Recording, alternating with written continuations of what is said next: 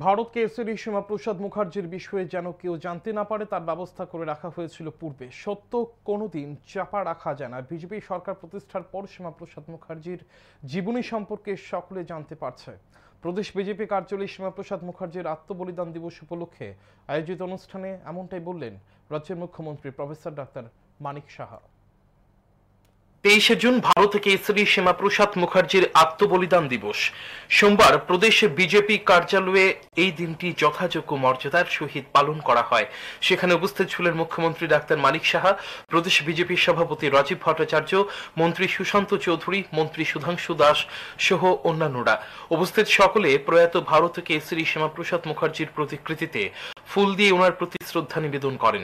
পরে অনুষ্ঠানে বক্তব্য রাখতে গিয়ে মুখ্যমন্ত্রী ডাক্তার মানিক সাহা বলেন, 1953 সালে শ্যামাপ্রসাদ মুখার্জি যখন জম্মু কাশ্মীরের উদ্দেশ্যে রওনা হয়েছিলেন তখন তিনি জানতেন তিনি আত্মবলিদান করার জন্য যাচ্ছেন। সেই সময় জম্মু কাশ্মীরে যেতে গেলে পারমিটের প্রয়োজন ছিল। শ্যামাপ্রসাদ মুখার্জির মৃত্যুর পর সেই পারমিট বাতিল হয়ে যায়। খুব কম বয়সে শ্যামাপ্রসাদ মুখার্জির মৃত্যু হয়, তবে কিভাবে ওনার মৃত্যু হয়েছে তা এখনো স্পষ্ট নয়। শ্যামাপ্রসাদ মুখার্জির বিষয়ে যেন কেউই জানতে না পারে তার ব্যবস্থা করে রাখা হয়েছিল আগেই। সত্য কোনোদিন চাপা রাখা যায় না। বিজেপি সরকার প্রতিষ্ঠার পর শ্যামাপ্রসাদ মুখার্জির জীবনী সম্পর্কে সকলে জানতে পারছে। আলটিমেটলি ট্রুথ কিন্তু কোনোদিন দাবিয়ে রাখা যায় না।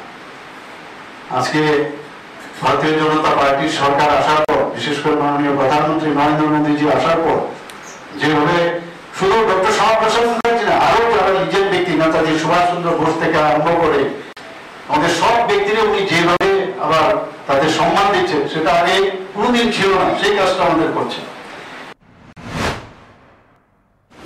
শ্যামাপ্রসাদ মুখার্জির চিন্তাধারার উপর ভিত্তি করে প্রধানমন্ত্রী নরেন্দ্র মোদী নয়া জাতীয় শিক্ষানীতি লাগু করেছেন। নিজের দেশকে অখণ্ড রাখতে গিয়ে আত্মবলিদান দিয়েছিলেন শ্যামাপ্রসাদ মুখার্জি।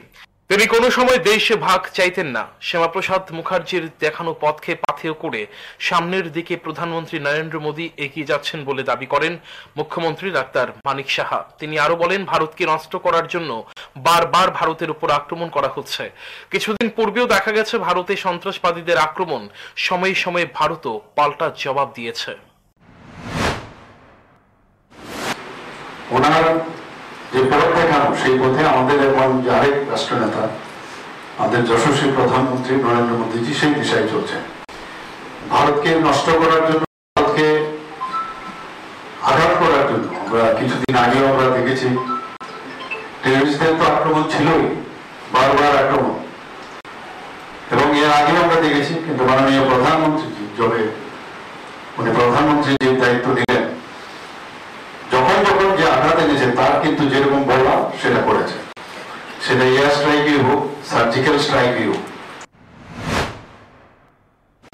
এদিন মুখ্যমন্ত্রী ছাড়াও বক্তব্য রাখেন প্রদেশ বিজেপির সভাপতি রাজীব ভট্টাচার্য। ভারতকে শ্রী শ্যামাপ্রসাদ মুখার্জির আত্মবলিদান দিবস উপলক্ষে এদিন প্রদেশ বিজেপি কার্যালয়ে বিজেপি কর্মী সমর্থকদের উপস্থিতি ছিল লক্ষণীয়।